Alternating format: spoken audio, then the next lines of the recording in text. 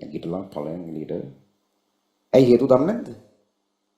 අපි කතා කරලා තියෙනවා. SI එක වලින් නැතුව ඔතන පිටිපස්සේ දෙන්න නැගිටලා එළියට.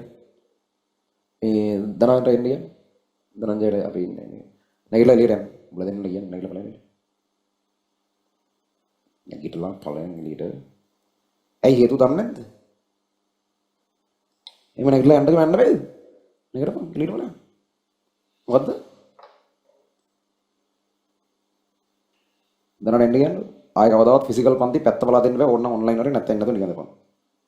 ෆිසිකල් පන්ති ඉන්න බෑ. ඒක කියලා ස්ටුඩන්ට් ID සනම්මනම් ටික අරගෙන මේවා කරලා දාන්න බෑන් කරලා දාන්න.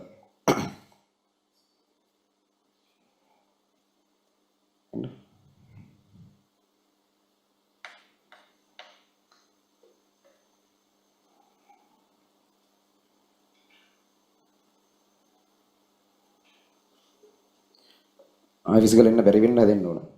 මේ කිසිම මේකට විතරක් නෙවෙයි අනිත් ඒවාට.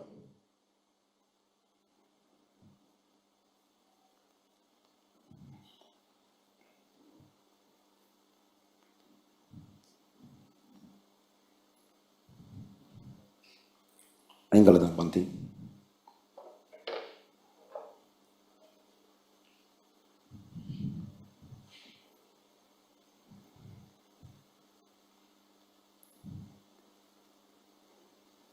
හරියට රක් ගාලා ඉවර කරන් වෙලාව මේ වලන්නේ තියෙන්නේ.